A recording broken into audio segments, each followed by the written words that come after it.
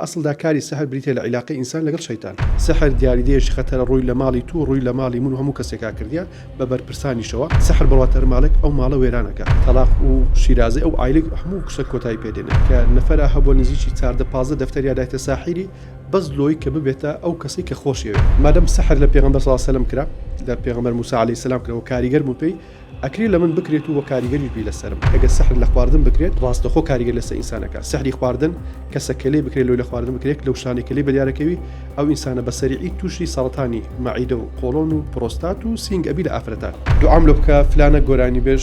ببیتە قسمەتی من مامۆستا دەبی دوعایەکی خێرم لۆ بکەی زەکەری عەبدوڵڵا بێتە داخوازی لە پۆستێک باسم کرد گوتم با هیچ کە خەڵک تەلەفۆنم لۆ نەکا من ئیمەرجنسی نیمە لۆشکان و سوتان و فیلەر و بۆتۆکس و عملیات و گوتم ئەو ئیشی من نییە ئیشم لەوێ قورئانی لەسەر نەخۆشی بخوێنم ئەگەر خوا شفایدە شفایەدا بینێرانی پایتەخت میدیا سڵاوتان لێبێ ئەو کاتتان باش ئێمە ڕۆژانە ئاگاداری خۆمان نین خەریکە ژیانمان بەهۆی سیحر و جادووەوە دەکەوێتە مەترسی لەسەر ئەو بابەتە و چەند بابەتێکی تر دەچمە لای مامۆستا شەماڵ سەباح مامۆستایەکی دیاری شاری هەولێر و لەسەر ئەو بابەتە و چەند بابەتێکی تر گفتوگۆ دەکەین مامۆستاگیان سڵاوی بخوات لێبێ و سپاس بەو دەرفەتە تا چەند ئێستا ژیانمان لە مەترسیدایە بەهۆی سحر و جادووەوە خۆ بەخێر بن سەرچاو بەنسبەت مەسئلەی سەحر دیارە سەحر دیاردەیەکی کۆنە درێژ بۆ تۆ هەتا ئێستا بەستراوەتەوە بە دیانەتەکان واتە هەر کاتێک دیانەتێک هات بێ کەسانێک هەستاون ئیستیغلالی دینەکەیان کردێ و وەجهێکی دینیان لە خۆیان دروست کردێ و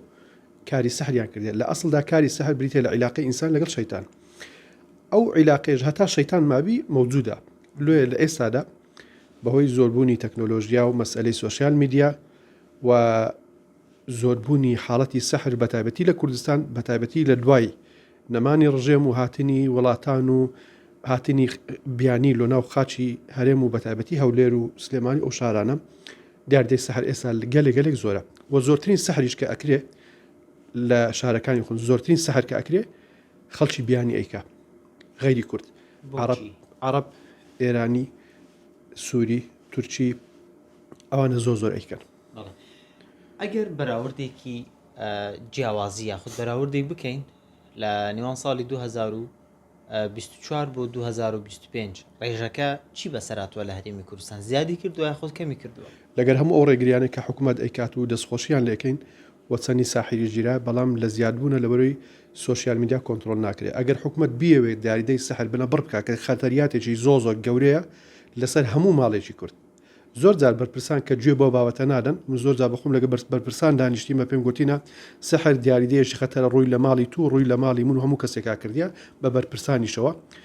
ئەوان هەست ناکەن کە خەتەریاتەکەی بۆ شێوازێ سەحر بڕواتەر مالک ئەو ماڵە وێرانەکە ئەو ماڵە هەروەشێنی تۆ ئایلە تێک ئەدا ژن و مێرد لەبەر چاو یەکتری ڕەشەکات تەلاق و شیرازی ئەو ئایلێک هەموو کشە کۆتایی پێدێنێت یعنی ئێستا گەلێک زۆرە بە کوردەکە یعنی زۆرە ئەگەر باسی چیرۆکێکەیە چیرۆکێکی ناخەژێن بێهات بێتە لای جەنابەت زۆر پێی کاریگەر ببی نوێترین چیرۆک دوێنێ ئایلێک لای بوون 6 کەس بوون ئەو 6 کەسە هەمویان کاریگەر بوون بە سەحر و هەمویان کە قورئان لەسەر خوێندن زۆر حاڵیان تێکچوو گوتیان ئێمە خوشکمان تەهدیدی کردیان و خوشتی ئافرەتەکە تەهدیدی کردن گوتی وعدبی ماڵ و لێ تێکدەم گوتی وعدبی ماڵ لێ تێکدەم لە ماڵی ما تەلاسیماتی نووسی بۆ گوتی ئێستا هەمووە کوستێکچۆ و کوڕتێکچۆ لە ماڵی خۆن زۆر بە ئاسایی شت ئەبین منداڵەکان قورئانی لێدێن هەمویان تێکەچن ئەو لە خۆچی و ئەو لە خۆیەدات و یعنی یەک ئایلە کامری تێکدا بوو ئافرەتە بەسەبەب یەک ئینتقام ئەو بوو کە عیلاقەیەک لە بینیان هەبوو ئەو دوو خوشکە لەسەر شتێکی دنیایی لێکتری عاجز ببوون ئامادە بووەوەی کە سەحر لە خوشتی خۆی بکە ئەمن کەسێکی تر سەحری لە خوشتی خۆی کرد بوو لەوەی کە کچەکەی بووچی ئەو بوو ماڵی لۆ ناکرد هەستا سەحری لە کچەکەی خۆی کردووە لە خوشتیشی کرد بەس لۆی کە بەسەبەبی سەحر لەبەر چاویەک دی ڕەش بن بە ناچاری ماڵ لۆ کچەکەی جودا بکاتەوە کە لە کاتێکدا سەحر خەتەریاتی زۆرە یعنی خەڵک وازانی سەحر تەنها لۆیەکرێ زەواجی پێ بکە مێردی پێ بکە بە ئەنواع مەبلەغ ئەمن بە خۆما دیتم بە 4 دەفتەر مادیتە بە 5 دەفتەر مادیتە بە دەفتەر مادیتە و ئیخبار مابیستە کە نەفەرە هەبوو نزیکی 4-15 دەفتەر یادایتە ساحری بەس لۆی کە ببێتە ئەو کەسەی کە خۆشیەوێ بێتە داخوازی پارەکەش یا ڕۆیشتێ و چواردە دەفتەر دۆلار دراوە تاوەکو سحرەکەی پێ بکە و بگا بە خۆشەویستەکەی زۆر لەو مەبلەغەش زیاتر سویچی وەنەوشەیەدانە سویچ لێگزیادانە مەزرعی خۆیان دایتە ساحیری تەنها لۆ ئەو مرازی کە لیا پێ بگا بە زۆریش خەڵک کە سەردانی ساحیریەکە کچێک ئەڕاتە لای ساحیر ئەرێ مردم بەدەست ناکەوی قسمەتم هەرناسی یان کوڕێک ئەرێ زوازم بە قسمەت نابی یان ژن و مێردێک سەردانی ساحیرەکە ژنێک کێشەی لەگەڵ پیاوەکەی هەیە پیاوەکەی لەبەر چاوی ڕۆژ بۆش چاو لە دەرە لۆ ساحیرەکەی بەتاکیری ساحیرەکە کە لێستینی ئەرێ مەسروفات هەمووی لۆ منە هەندێک مەسروفاتەکە لۆ جنەکانە و خزمەتیان پێکەم و دیارە جنین مەسروفی زۆر بەرحاڵ گەلێک زۆرە مامۆستا خەڵک هەست پێ ناکە ئەمە لەناو واقعەکە داین مەسئلەی ژیانی تۆ نییە ئەکرێ مەترسی هەبی و زۆر جار لە ڕێگای هەڕەشەی نامە و کۆمنت و لە پێیج نامیان ناردێ ساحیر و زۆر پێیجیان هاک کردیمە بەڵام خی گەرەی شڵە پشتیوان بی خی گەرە بەڕێ ئەو قورآن سحر لە تۆ بکە وەکو کەسێک کە ڕۆژانە خەریکیت خەڵک چارەسەر مادەم سەحر لە پێغەمبەر صلی الله علیه و سلم کرا لە پێغەمبەر موسی علیه السلام کرا و کاریگەر بوو پێی ئەکرێ لە من بکرێت و کاریگەریش بی لەسرم بەڵام بەخۆم هەستم نەکردێ کە کاریگەری لەسرم هەبوو بی لەبەرەوە الحەمدلله ڕۆژانە لە سەعات 1:30 قورآن خوێنین هەتا شەو تا ئێستا هیچ کاریگەرێکم لەسەر خۆم هەست پێ نەکردێ بەڵام ئەکرێ بکرێت و بۆ کاریگەریش دروست بی بە تایبەتی ئەگە سەحر لە خواردن بکرێت ڕاستەخۆ کاریگەر لەسەر ئینسانەکە سەحری خواردن کەسە کەلێ بکرێت لەو لە خواردن بکرێت لەو شانێک کەلێ بەدیارەکەوی ئەو ئینسانە بەسەریعی تووشی سەرەتانی مەعیدە و قۆڵۆن و پرۆستات و سینگ ئەبی لە ئافرەتان مامۆستاگیان ڕۆژانە خەڵک داوای چ دوعای دەکا کە دێنە لای جەنابەت زۆرترین ئەو کەسانی کە سەردانی منەکەن و سەردانی ساحیریشەکەن زۆربیان چینی ئافرەتانن لەسەر مەسئلەی قسمەت و زاواج سەردان نەکەن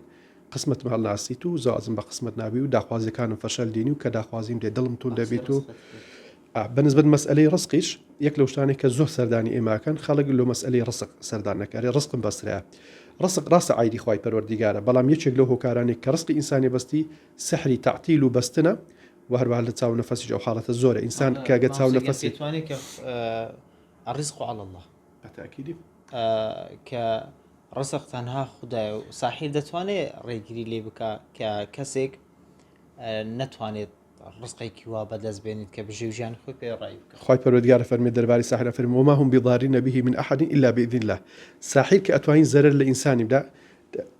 تەأسیر لە قسمەتی بکە لە ڕزقی بکە لە زەواجی بکە لە منداڵبوونی بکە لە تێکچوون و شێردبوونی بکە ئەوە هەمووی بە ئیزنی خوای پەروەردگار ئیشەکات یعنی سحر بە ئیزنی خوای پەروەردگار ئیشەکات خوا پێڕازی نییە بەڵام چۆن تەمەنی شەیتانی درێژ کردی هەتا ڕۆژی قیامەت کە پێشی ڕازی نییە و شەیتانیش لە ڕەحمی خوای پەروەردگار بە دوورە ساحیریش ئەو سەحری کە ئیکا لەو عیلاقی خۆیتی لەگەڵ شەیتانی و عیلاقەیەکی عیبادەت لە بینیاندا هەیە ئەو نەتوانایە هەیە بەڵێ بە سەحر بەستنی ڕسق ئەکرێت بەستنی زەواج ئەکرێت بەستنی ڕەحم و منداڵبوون ئەکرێت بەستنی بینی ژن و مێرد ئەکرێت پیاوێک سەحری لێ بکرێت کە سەحری بەستن بێ بە زاوانا بێ هەتا سەحرەکەی لەسەر بەتاڵەکەیتەوە سەدان و هەزاران پیاو هاتیتە لای من بە مانگ و 6 مانگ و ساڵ و 2 ساڵ و 10 ساڵ بە زاوا نەبووە هیچ فەحسێکی دکتۆری هیچ شتێکی لە بەدیار نەکەتیە تەنها ئەو بۆ سەحری لێکرا لەگەڵ قورئان خوێندنەکە سەحرەکە لەسەری بەتاڵ بوویتەوە دوای بە زاوا بوو بوویتە بابی منداڵان و مبارەکیان بێ ئینشاءالله ئەی بابەتێکی تر هەیە مامۆستاگیان دەمەوێت گفتوگۆی لەسەر بکەین خەڵک بۆچی دوعای بۆ تۆکس و فیلەرتان لێ دەکا بەڵێ لە پۆستێک باسم کرد گوتم با هیچ کە خەڵک تەلەفۆنم لۆ نەکا ئەمن ئیمەرجنسی نیمە لۆشکان و سووتان و فیلەر و بۆتۆکس و عملیات و گوتمەوە ئیشی من نییە ئیشی منەوەی قورئانی لەسەر نەخۆشی بخوێنم ئەگەر خوا شیفای دە شفایەدا یعنی ئەو قسە هەندێک مبالغەیە تێدا هەیە لۆ بۆتۆکس فیلەری بەس یعنی خەڵک بەڕاستی نەخۆش دێتەکنە من سەرعی هەیە سەردانی دکتۆری نەکردیا والله گوتی مامۆستا 5 سارە کوڕەکەم دەست و پێی لێکەدات و کەفی هەرەدات و ئاگای لە خۆی نامێ گوتم برتە دکتۆری ناوەڵە نەمبردی مامۆستا هەر بیتمە کمەلا بابەت لۆ نەبێ دکتۆری ئەوە سەرعە دەبی عیلاجی بخوات نەخۆشە هینایتەکنم بەشڕی هینایتەکنە من ئەم تەماشام کرد ئەو نەخۆشە بە هیچ ناچوو ئیلاوە جەڵتەیە و گوتم ئەو جەڵتەیە لێدا گوتیان وەڵام مامۆستا لە مارێ هەر تێکچوو هینا نەکرێتەوە کڕ با بخۆ من چما ڕاستە قورئان شفایە مامۆستا بەس خوات ئەو علمە کە داینە دکتۆرە پزیشکە خوا داینە ئەو علمە دەبی ئەمن نەخۆشی خۆم یەکەم زار نەخۆش بی سەردانی دکتۆر یەکەم دکتۆر گوتی ئایبی نییە ئەو زای بەمکن مامۆستایش یان ڕوخی با لە خۆی بکە لەما لە ڕوخی لێودا قورآانی بخوێنی لەسەر ئاوی قورآانی بخوێنی قورآن شفا بەتەکیدی بەس خوا کە علمێدا ئین الله ئەنزل داء ودواء خوا دەرد و دەرمانیادا مادەم دەرمانەکە هەیە ئینسان پێویست ناکە بۆی بیت سەردانی 20 مەلایکە لەکن هیچیان چانەبی لە کاتێکدا عیلاجی یەک دنکە حەبی زۆر نەخۆشە هەیە عیلاج یەک دنکە حەبە و زۆر نەخۆشە هەیە عیلاجی لەک نەمنیە و زۆر نەخۆشە هەیە پێویست بە دکتۆری نفسیا هەیە بەخۆم ڕۆژانە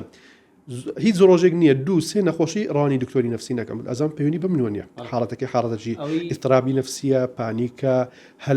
شتێک لەو بابەتانی کە تووشێ بێت کەسێک تەلەفۆنی کردو پێت بڵێ کە لەسەر هەر بابەتی بۆ تۆکسۆفیلەرەکە ئەو نزات داوات لێ بکە ئەو نزای بۆ بکەین داوایشتی زۆ تایبەتیانە کردیا دوعام لۆ بکە فلانە گۆرانی بێژ ببیتە قسمەتی من ناوی گۆران بێژەکان بینم هاتێکرد هەر بە سەردانیا کردیمە مامۆستا دەبی دوعایەکی خێرم لۆ بکەی زەکەریا بێتە داخوازیم زەکەریا عەبدوڵڵا بێتە داخوازیم گوتم کاکە وەڵڵاهی ئەو دوعایانە ڕاستە یانی ئینسان هیچ مەحاڵ نییە بەس ئینسان کە دوعایەکات دەبی داوای شتێکی معقول بکە وانە ئێستا ناکرێ ئافرەتێک دوعای بکە بڕی خوا بم کە سەرۆژی هەرم ئەو زۆ زەحمەتە ئینسان نابی مبالغەی تێدا بکە و دوایش بڕی خوا جوابی نەدامەوە دەبی دوعا لۆ شتە بکە کە معقولە و لە توانە و سنوور و ئیرادەی ئینسانی دوعایەک کە داوات لێکراوە ینی جێگای سەرنجڕاکێشی جەنابەت بێ کە نەدەکرێ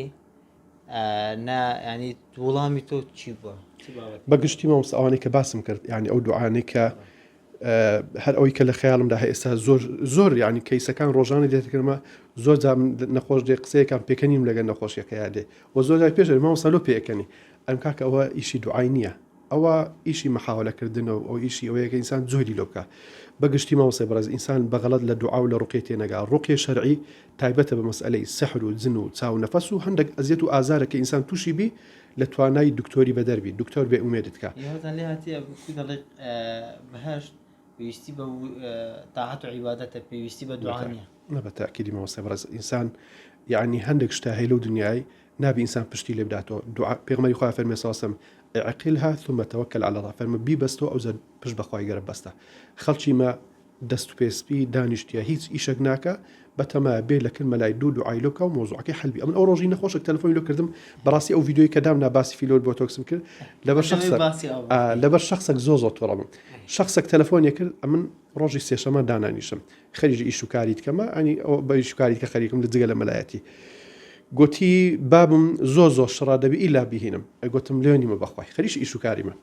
نەیلا دەبی بهینم ئەدێن گۆ مالانینە ئەدێن گۆ خزمەتی عالمی ناکەن ئەدێن گۆ مەلایەتێک گوت بابە ئیشی من نییە بابەت زۆ شڕا گوتی نەینم باب مەمری ئەگوتم وەخوای بهینەکەم هەرە مری بەخوای بابەت زۆر شڕ بێم قورئانی لەزە بخوێن ئەمری ئەزە گوتم ماینە باشترە هەر بەڕاستی مامۆستا نەخۆش هەیە لە چاودێری چڕە خزمەکەی تەلەفۆنەکە بەواسە لەولای ئەو بابم لە چاودێری چڕ ئەو نەخۆشن هەیە لە چاودێری چڕ مەلا شەماڵنی ئەمری بەخوای ئەمری ینی خۆ مردم بەدەستە من نییە